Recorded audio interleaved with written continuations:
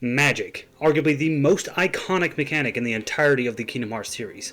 Every single game in the franchise has incorporated magic in some way, shape, or form, whether that be a consumable quantity of MP, special commands that you can customize, or even cards like something straight out of Yu-Gi-Oh! It's one of those things where no matter if you're a hardcore player since day one, or just played the games once as a kid, you know that magic was a key part of the exploration and combat. But the thing is that magic hasn't been the same since the very first installment. As I was just saying, magic has not only been improved and incorporated in many different ways, but the spells themselves function significantly different from each other as it's used in every game. For instance, something as common in the series as fire has gone from a projectile homing attack to an AoE close range spell and even mortar-like attack that you can launch and drop down like Hiroshima. Too soon? Regardless, the point I'm trying to make here is that magic has been a staple of the Kingdom Hearts series, but has no way been the same since its very first installment. It's grown, evolved, and changed in many ways that make it feel different from each other as each new game comes out. But, my friends, the question I want to pose, and therefore attempt to answer today, is what's the best one? If we look at each game in the series and analyze how each magic performs, what can we say is the most efficient form of magic in most cases in said game? And that's exactly what today's video is about. Ladies and gentlemen, welcome to the channel. We do a lot of gaming content with a lot of it including Kingdom Hearts. Okay, most of it including Kingdom Hearts. Look, branching out isn't easy, okay? But this can range from lore videos and in-depth story analysis to fun and difficult gameplay challenges or rankings like this one. So if you like that sort of thing, guys, please don't forget to like, comment, and subscribe so you don't miss anything we have to offer here. God, I sound like a company praising themselves with a job interview, but it really does help. So seriously, any help to grow the channel, very much appreciated. So, with any rankings or best whatever in whatever game, there's always a few caveats, so let's go over them. First of all, there isn't a clear one thing I'm looking for with a said spell. For instance, one spell may do more damage than another, but if that other has a lot more versatility and use, I would consider that better than the said spell. Also, trying to judge a spell off of one aspect when each game itself handles spells differently is basically an impossible task anyway. So I'm going to look at each game specifically and try to determine what spell is the best depending on how that game itself functions its magic system. I also will only be judging the spell based off of its own operating abilities or mechanics. Anything that can be used along with the spell to make it better will not be accounted for, only what the spell can do on its own. Like, for instance, how Cure paired with Leaf Bracer in Kingdom Hearts 1 makes you almost invincible with how much you can spam Cure in that game. Lastly, I just want to say the magic system in the KH series as a whole is very unique in that magic may not fit everyone's playstyle in the same way, and therefore my pick may not be the same as yours. But please do let me know any discrepancies in the comments. I would love to know your choices for the best magic. But with that, I think it's high time we talk about our first game in the series, and that being, of course, Kingdom Hearts 1. Right off the bat, Kingdom Hearts 1 has some of the most unique spells in the series, especially when looking at the number titles. Of course, you have your normal damaging spells like Fire, Blizzard, and Thunder that can attack multiple or one target, but you also have uniquely operating spells like Gravity, Stop, and Arrow that function vastly different from the first mentioned three. For instance, Gravity is another damaging spell, but this time it's percentage based and even stuns the enemy underground for a second. Or Stop, which can halt an enemy altogether to keep them out of the fight or steal for damage at the downside of a higher MP cost. So let's start there. First off, it's not Cure. Yes, being able to heal yourself is very important in the series, but you also have items to replenish health, making Cure not necessarily in every case. Also, saying Cure for every game would make for a very short, very boring video. I also don't think it should be Blizzard or Fire. Blizzard can do great damage to multiple enemies, but it does require aiming, and if the enemy happens to move, it can mess up your spread. Fire, at the same time, does the exact opposite, homing in for good damage on one target, but being horrible for crowd control. Thunder, although, has an arguable case. At its highest tier, Thundago, which, in case I didn't mention, I am using the highest tier of every spell, though I do think that's obvious, can hit a multitude of enemies all around for good damage, and doesn't require the downside of aiming. However, I don't think this is the best either. It's great, as I said, but it doesn't have anything extra outside of that. Not to mention bosses in the game are very resistant to magic in most cases, so Thunder outside of mob fights isn't going to be very useful. Don't get me wrong, when it's good, but outside of that, it's not something I usually resort to when I need it. That leaves us with the three aforementioned unique spells, Gravity, Stop, and Arrow. Now, I'll go ahead and say I don't think it's Gravity either. Gravity is absolutely one of the best ways to handle a single enemy or multiple within a small range because it will, upon one use, take a huge portion of the health as it is percentage based. I believe it starts out as 50% and can get higher depending on the tier and magic level, but I'm not sure on the specific numbers. Regardless, after that first use, it immediately declines as if you take 50% away on the first use. The second use will only take 50% away from the remaining health, not the total health. It can take away 100% if you cast Stop and then 2 gravities, but as I said, only the spell by itself. And you might be saying, Scrax, taking half the enemy's health on the first use is still pretty useful. And on that, I agree with you, but it doesn't change one thing. Gravity doesn't do shit to bosses. It's arguably one of the most useful in a mob fight, but dramatically declines, doing very little damage to a boss and affecting them in no way like it does normal enemies, unless you're Xemnas, that is. Therefore, gravity doesn't make the cut. With that, let's talk about Stop, an absolutely powerful spell that can halt an enemy for a short time, allowing you to unload damage without worrying about consequences. At this, it can also stop more than one enemy in a short vicinity, as well as it does work on bosses. Well, at least some, not all of them. For example, you can stop Luke Maleficent in her dragon form, but don't even think about trying to stop any of the Riku fights, because the only thing stopping from that is Sora's heartbeat. So Stop can hit multiple enemies, affects bosses, and is very versatile, allowing you to halt an enemy's attacks and unload your own. It has a perfect argument for being the best magic in Kingdom Hearts. If only Arrow didn't exist. That's right, my pick for Kingdom Hearts 1 is Arrow, or more specifically, Aroga, of course. This more so than others, as Aroga functions very differently from Arrow and even Aurora. You see, Square did a very cool and unique thing with Arrow, as it starts out as a purely defensive spell. However, with each tier upgrade, it gets a new property to it while still retaining its previous properties. Arrow starts out as a wind barrier passive effect that halves any damage against Sora and friends, but when it becomes Aurora, it gains the ability to damage enemies upon contact with Sora, and once again, it's still passive. So you can have a damaging wind barrier active while you are still landing hits on the enemy, therefore even gaining back MP to cast another arrow, and it effectively never runs out. Not to mention the final upgrade, Aroga, will deflect any projectile attacks at no damage to Sora. You can literally pop this thing and it just does its own thing in the background. It takes no skill, and any new player can honestly use it to full effectiveness. Again, you could probably argue that Stop or another spell can have some more utility, and I would agree in a lot of cases. But Arrow having both defensive and offensive properties while being a passive effect that allows you to keep attacking and can be used against normal mobs or bosses just basically puts every card in the deck in Sora's hands at full use, and it's for that reason I'm gonna go with Arrow for the best magic in Kingdom Hearts 1. But speaking of cards and decks, it's time for the next game in question, Rechain of Memories. That's right, release order, because it's the best order. Other than 66. Man, I really gotta cool up with the offensive jokes today. Now here's where we take a huge curve, as the magic system isn't even an opposite from Kingdom Hearts 1, it's just completely different altogether. In case you don't remember, Chain of Memories has a card-based battle system where you load up a deck for each fight. And speaking for magic, you could use a spell with one card for its lowest tier, or stack 2 to 3 together for a slate of its higher tiers. As well as some unique slates were added in the game that do classify as magic attacks, and therefore we're going to be accounting for them. Now, Recom has almost 50 different magic attacks in the game, counting all magic slates and a magic card by itself. Naturally, I'm not going to go through every single one of them. That would take way too long, and you guys and myself would get bored very quickly. So I've narrowed it down to about 5 that I think deserve recognition. First off, it's not any of the basic magics along with their tier upgrades from Kingdom Hearts 1. They all function the exact same in a worse way, Arrow even losing all uniqueness this time around, just being an AoE damage attack. At the same time, movement is very restricted with using the attacks in this game and how the card system works, making those normal magics even more restricted. As well as the most important aspect, of course, the other slates are much cooler looking. Starting off with one a lot of people will know, Mega Flare. This is quite literally just a big firebomb attack hitting every enemy on the battlefield currently, and even some later waves that may spawn in time. However, I think this one's pretty safe to rule out. As good as it is against mobs, it's not foolproof on some of the higher health enemies and elemental resistant ones as well. Not to mention it does minuscule damage to the bosses, and bosses are, you know, a little prominent in the series. With that, I can safely rule this one out. I also think it's pretty safe to rule out Firaga Burst. This is one of the other stronger fire attacks in the game that sees Sora launching a mini sun in the air that then rains down hundreds of fireballs on the battlefield below. It's actually one of the more useful fire attacks in the game, being useful on crowds and bosses. However, it's one of those jack of all trades, master of none scenarios, meaning it does a lot of good in all aspects but doesn't really excel in anything. The startup time is also a bit long, so against bosses it just gives them plenty of time to interrupt with a zero card. So with all that said, Firaga Burst just isn't quite enough for me to consider it. Then there's Raging Storm and Holy, two of the strongest and coolest attacks in the game. Raging Storm spawns 3 fire tornadoes around Sora, to which he then floats inside of, moving around the battlefield and causing damage to enemies he comes in contact with. It's probably, in my opinion, the coolest looking attack in the game, but it does admittedly have a few drawbacks. For starters, it doesn't do constant damage similar to Arrow in Kingdom Hearts 1. On bosses, it will kind of do one hit every few seconds if they stay inside the tornado, and on regular enemies it will blast back and you'll have to chase after them. Which also brings its next drawback in that Sora is pretty slow with this move. If you have to chase after anyone, it's not exactly going to be a quick trip.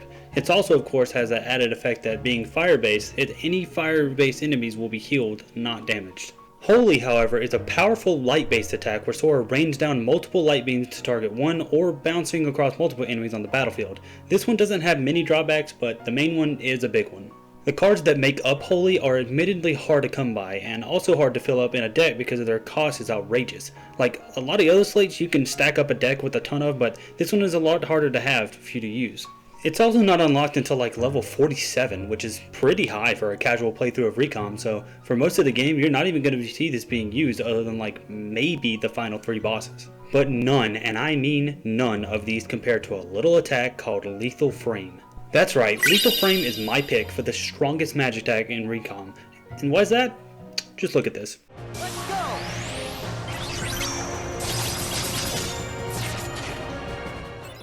It's genuinely one of the most broken abilities in the game that you can easily spam on just about every boss. As well as, yes, it mainly targets only one enemy, but the cards that make it up are relatively cheap even with inflation. God, I hate those Moogle taxes. But this means that you can easily spam it on mob fights as well. One of the more useful properties is when you use this ability, Sora will cast Stop on the entire battlefield, so for half the startup, the enemy can't even use cards to break your slate. The attack itself also keeps them stunned for a bit, allowing you to instantly launch another one while they're being stunned, giving them even less time to break your slate on the second and they're on uses. I just remember as a kid, this ability got me through so many bosses. It can be used in almost any case to cause massive damage, and it's for that reason I'm choosing Lethal Frame for Rechain of Memories. And now it's time for everyone's favorite, Kingdom Hearts 2. Well, I say that, but personally I'm more of a KH3 fan. Now, Kingdom Hearts 2 sees a return to the MP usage mechanic of Kingdom Hearts 1, but a tiny difference in how MP is consumed and regained, this time needing a recharge upon depletion. Kingdom Hearts 2 has a lot of the same from Kingdom Hearts 1, but with a few changes and additions this time around. Fire is now a wall around Sora, Blizzard is a single shot that can tear through multiple enemies, and Thunder is a single bolt that has a small ring of damage upon landing. Also, Cure heals. Shocker, right? This time though, it depletes all magic and has an AoE heal, but effectively it's a bit worse from Kingdom Hearts 1 in my opinion. But I don't want to talk about those. I want to talk about the 2 newest magics being Magnet and Reflect. Magnet is a new magic that creates a gravitational pull at a point above Sora, pulling all surrounding enemies within a certain range to that point. At the same time, anytime an enemy is pulled in, it does a bit of damage to that enemy, and therefore if you attack and knock them out, it will pull them back in for another hit of damage. It's actually very unique and a great addition to the game with the changes that they made to the Kingdom Hearts combat from Kingdom Hearts 1. However, its obvious big drawback is that it's practically useless against bosses. In fact, I'm pretty sure there aren't many bosses that can be pulled into the magnet, if any at all, but I could be wrong. Let me know in the comments. It's one I would say is 100% the best in any regular mob fight in the game. However, bosses are pretty important, so being almost useless in one is going to drag you down a bit. But you know what isn't useless to bosses or mob fights? That's right, Reflect. Shocker! A video about strong magic includes Reflect from Kingdom Hearts 2. I know, it's typical, but it wouldn't be so typical if it just wasn't that good. Reflect in Kingdom Hearts 2 is simply that guy, and for good reason. For starters, it's a better guard than, well, guard. Reflect guards all damage around Sora, can protect Sora from attacks even guard can't, can be used in the air, and can be spammed to protect you longer, unlike guards one at a time use. On top of all of that, as the name Reflect insinuates, upon any successful guard, the barrier unleashes an explosion of light to deal a significant chunk of damage to the surrounding area, depending on the strength of the attack that hit it. Another small note of that, in case some didn't know, is most magic-like attacks in the game have some sort of elemental attribute, like fire obviously does fire damage and can't damage fire enemies, or explosion does light damage and so someone like Roxas resists its effect. Reflect, however, to my knowledge at least, does neutral damage, meaning it can deal great damage to just about any enemy. Even with all that, as broken as it sounds, it still only costs 10 MP to use, being the lowest count alongside fire, meaning there's even less restriction to using it in a pinch. Look, people can complain all they want that Reflect is too broken or too overpowered, but it's that exact reason why it's the best. This isn't an online multiplayer game with the need to balance moves, it's just a single player experience, so anything overpowered is warranted in my opinion as long as it's fun to use. In conclusion, Reflect, best magic in Kingdom Hearts 2, although I could understand if you chose Magnet. But what I can't understand is the next game on this list, Kingdom Hearts 358 over 2 days. So Days was quite literally the hardest to figure out on this list, as the way magic functioned in Days is significantly different from any other game in the series. For one, you have the panel system, which similarly to Recon has you set a loadout before your fights. However, differently from Recon this time, whatever you load in with is however much you have for the fight aside from any magic refilling items. This means if I have 6 fire panels set, then I can only use fire 6 times in that mission without anything to restore it, such as ethers or elixirs. Alongside this, likely the biggest difference of any Kingdom Hearts game is that each magic sub-tier functions differently from each other, unlike each tier being just a better version of the previous like other games. This includes, but not limited to, Fire being the normal homing fireball, Fyra being a straight shot fireball that can hit multiple enemies in a line, much like Kingdom Hearts 2's Blizzard, and Fyraga, which is a mortar-like attack that launches up and back down to explode with a small range of effect, but for good damage. Every spell is different in this game, and honestly, in my opinion, there is no best spell. The entire point of Days was that they designed it to be a system of constantly changing loadouts to best fit whatever mission you had. If the single shot fire didn't suit the mission, change it to some Thundaras or Arogas to best suit a horde of Heartless. Similarly, if the mission is a boss fight, you could go for Thundaga or Fire for a single shot of strong damage. Even Cure was different, having Cure be the normal Cure, Cura being more like Regen from Final Fantasy, and Curaga being a Cure field of healing so long as you stay within its borders. You can see how this would make it very hard to choose one out, and it's for that reason I reached out to a good friend in the community, Key, who is vastly more knowledgeable about Days than just about anyone I know in the community. Seriously, Key, are you okay? Like, do you need therapy? I can't imagine playing Days as much as you do. Jokes aside, I asked him his own opinion about this matter, and this was his words. That's a little tough, because as you said, each tier does something differently, so they're all good for different situations. If I had to pick a favorite, I'd probably say Fyraga is the most destructive for swarms of enemies, while Bazaar is better for one-on-one confrontations. But Thunder is also just incredibly broken against aerial enemies. Aerial magic is usually pretty situational, so that helps narrow it down a little. Hope that helps. He also offered to give me this lovely gameplay you're seeing, as I don't have a good way for getting Days gameplay, so Keith, thank you so much again, brother, and guys, please go give him a subscribe. He makes a lot of great fun and informative content, of course a lot on Days, and I can guarantee you'll enjoy it. I'll leave his link in the description. But indeed, Key, that does help, because as I was saying earlier, it just proves my point that Days is almost impossible to narrow down fully. But with the nature of this video, I do have to, and for that reason, I'm going to go with Fyraga. This is simply because most of the encounters within Days are horde fights. Most of the time the mission will be just going to a world and killing as much Heartless as you can before moving on. Fyraga also isn't useless on bosses, as it will do a good little bit of damage, it just requires good positioning, which can be tough. I could also see an argument for Thundaga, as that's just a single bolt similar to Kingdom Hearts 2, as well as Aroga, because that will pull a bunch of enemies in and just melt their health. Regardless, this is the hardest to make one choice, and I'm sure you guys have something great to say, so please let me know. But with that, guys, we have our next game, and honestly the most fun to research for this video, Birth by Sleep. Now, Birth by Sleep was the first in the series to introduce the command deck system that would go to dominate the side games from here on forward. It saw you have specific command attacks in a deck that could be used infinitely in fights, with the exception of a reload time on each command. But with Birth by Sleep, you had 3 playable characters who all have different playstyles, and for that reason, I saw an opportunity to make things more interesting. Instead of finding one magic that's the best for all of them, I'm going to pick one magic for each of them. This is also largely due to the fact that most best magic commands are specific to each character and not available to others. I saw the opportunity, I'm going for it. Just like you guys should go for the opportunity to click that like and subscribe button. Liking and subscribing really does help me out as far as growing the channel and spreading the video to a wider audience, as, well, it's completely free, so you really have no reason not to, but any support is very much appreciated. So, Ven has 2 attacks that I want to highlight, Tornado and Faith. Tornado sees you conjuring a wind torrent that you can control and move around that picks up enemies and does damage to said enemies over time. It can even be used on some super bosses like Vanitas Remnant to completely cheese for an easy win. However, in the long run, I can't give it to this one. This is because the activation leaves you completely open to anyone not in a tornado at the time, and you're not invincible while it's active, so you can take damage. It also doesn't work on a majority of the bosses in the game. Yes, like I was saying earlier, someone like Vanitas is completely susceptible to it, but Birth by Sleep has a lot of large bosses, especially when looking at the Mirage Arena, that are completely immune to its effects. For that, I have to give this one to Faith. And honestly, Faith on its own would probably win anyway. You see, it's a light-based command that summons 7 light pillars in a circle around Ven that then spread out to damage enemies within its area. This makes it significantly useful in a horde fight, and still very useful in a boss also, as alongside it doing good damage to even bosses, the move will actually restore Ventus's health a good amount. The only downside really is that it takes up 2 slots in the command deck, but that's minuscule in the long run.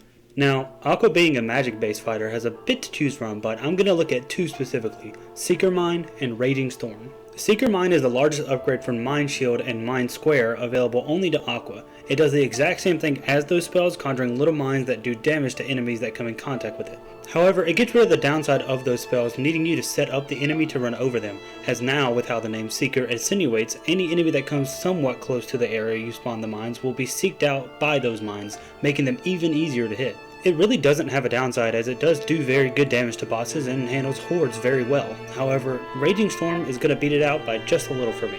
This spell is the exact same as it was in Recom, however it makes a full redemption, improving in almost every aspect. For example, Recom had you moving very slow, so they amped up the speed movement here this time around. Probably the biggest difference, however, is how you damage enemies. Last time, Raging Storm only did like one hit every couple seconds, however the damage window has drastically improved this go around. There's also a little trick where if you kind of flick the analog stick forward very quickly to do one movement, then as the storm does hits on movement, it can allow you to do a bunch of fire hits in quick succession. There is the obvious downside, like many other Birth by Sleep commands, that you are still susceptible to damage within the storm. However, I think the amount of damage that you're able to pull off with this, as well as just it's way cooler than Seeker Mine, is going to have to bump it to the top for me. But that leaves us with Terara, who, being a physical based attacker, doesn't have much to go off of. I believe he only has like 4 unique magics: Warp, Dark Firaga, Meteor, and Quake. None of these which stand out very much.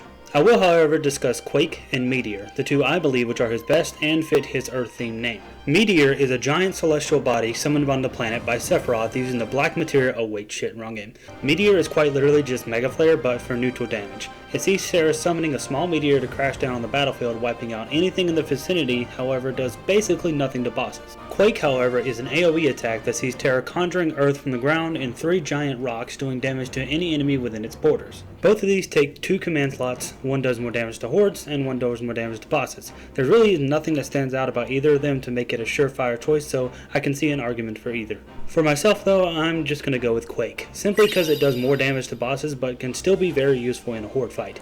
Meteor is the clear choice for a horde fight, but it's practically useless in a boss fight, while again I can see Quake being used in both cases.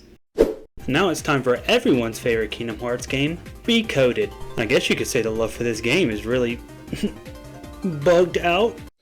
Oh brother, this guy stinks! Now, kind of like I was going on about days earlier, I don't have a great way of recording the gameplay for the DS game, so here's just me messing around at the beginning on the emulator file. I just launched my DS files to do research for this video, but I don't have a DS capture card. So Recoded is just like Birth by Sleep, seeing a return of the command system. I don't have much to say about this one as I have limited experience, but I did have a complete save file with all the commands, so that's useful. With Recoded, I see 3 possible choices: Flamefall, Exospark, and Cyclone. Flamefall sees Sora flinging a ball of fire to come crashing down for a small AoE effect, very similarly to Days. Exospark sees Sora conjuring a freaking spirit bomb of electricity to do a wide range of electric damage to surrounding enemies. Lastly, Cyclone is also similar to Days, with it being keen to Aeroga, drawing enemies in for an explosion of wind damage. I won't spend too long on this one. I think these are all some of the best spells in Recoded, but I'm going to give it to Exospark. It checks off every box, being great for horde fights, great against a boss, and doing great bit of damage to both. At the same time, it's so freaking cool, man. I mean, say what you want about Recoded, but some of the commands in this game are the coolest in the series. Sora doesn't even use the Keyblade for this attack. This is all him. Like, if this is a data version of Kingdom Hearts 1 Sora, why the hell wasn't Sora doing this when he lost his Keyblade to Riku? Like, this man could have just tossed that wooden sword if he had the power of Zeus at his fingertips. It's actually crazy to think how powerful Sora is with lightning in every game, considering Zeus is an actual character in the series. Now, let's move on as we find ourselves next in a dream. More like a nightmare if you ask me. So Dream Drop Distance, the DS game I actually have gameplay for because it was actually ported properly. Do you guys want to take a wild guess at what the best magic is in Dream Drop Distance? It's Balloonra, okay? We all know it. One of the biggest talked about things with Dream Drop Distance is the fact that Balloonra will carry you through any fight.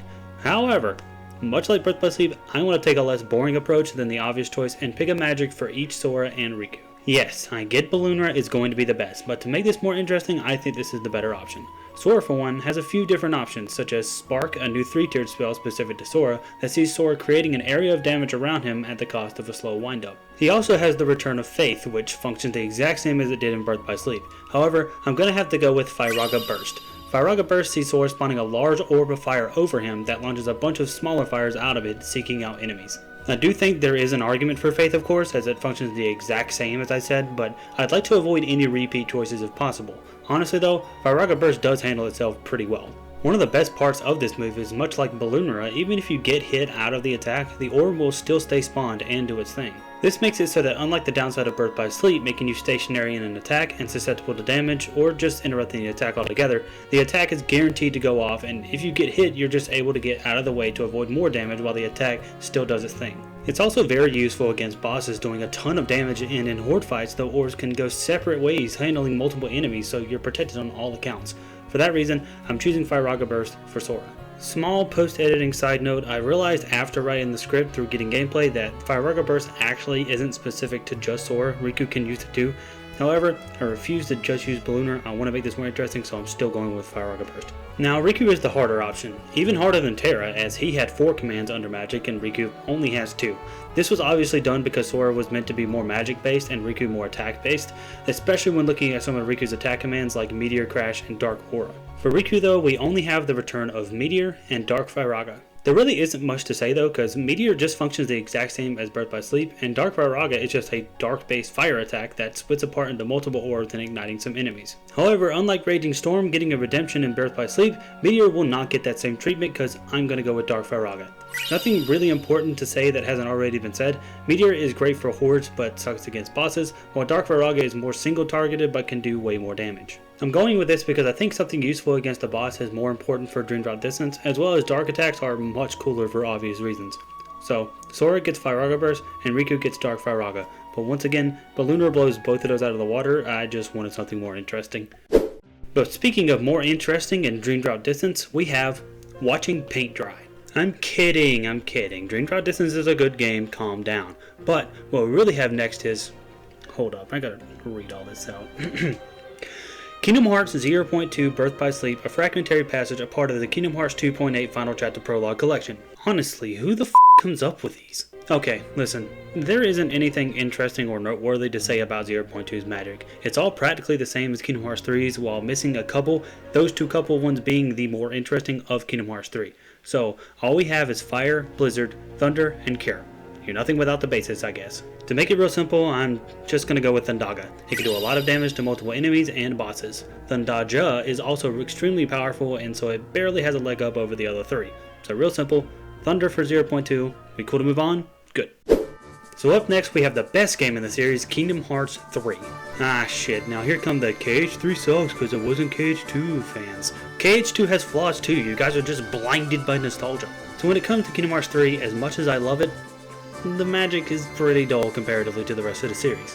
We have Fire, a projectile homing attack, Thunder, an AoE attack, Blizzard, a projectile homing attack, Arrow, an AoE attack, and Water, a projectile homing attack.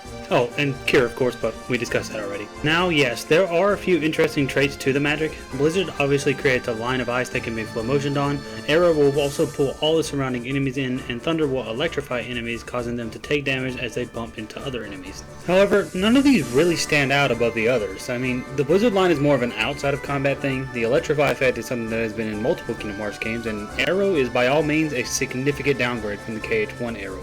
Water, though, is another story. Yes, for Kingdom Hearts 3, I'm going to go with Water. And honestly, just realizing it now, I can't believe only the unique magics to each number title got the spot. Square, you better keep up the same energy for the KH4 magic. I want something freaking devastating to use against the Foretailers. So Water. It has a few properties I want to highlight. Obviously, as I stated before, it's a projectile homing attack, but it also explodes upon impact, and so when you get to something like Waterga or Waterza even more, it can cause massive damage to the targeted and surrounding enemies. At the same time, the initial cast of Water surrounds Sora with a shield of water that will not only cause its own hit damage to an enemy if you're close enough alongside the actual blast, but also a less known fact that the initial cast provides Sora with a very small window of iframes, making it essentially KH3's watered down reflect, pun intended. Water also being a relatively new element to the series, there aren't many water enemies that would be resistant to it outside of the water enemies specific to Kingdom Hearts 3 and Demics who you don't even fight, so it's useful in just about every fight. I just think Water has the most versatility out of all the Kingdom Hearts 3 spells, and it just does so much in every aspect while still being above average in all those aspects. Does great damage, multiple enemies, single targeted, you really can't ask for more with Water. God, that sounded like a Deer Park or Dasani advertisement. So with all that said, I have to go with Water for KH3's best magic. That also concludes all the entries on this list, as Melody of Memory is a rhythm game where Magic has no uniqueness, as well as I'd rather actually watch paint dry than determine what Magic metal or card is the best in Union Cross or Dark Road. But what do you guys think? What would be your best choices for Magic across the Kingdom Hearts series? Please, let me know in the comments, and once again, don't forget to like and subscribe, as that really does help me out and makes me very happy. Now, what's the best Magic across the entire series? Well, I guess I just have to say that that's the friends we made along the way. Oh God, I sound like a jackass. Who approved this script?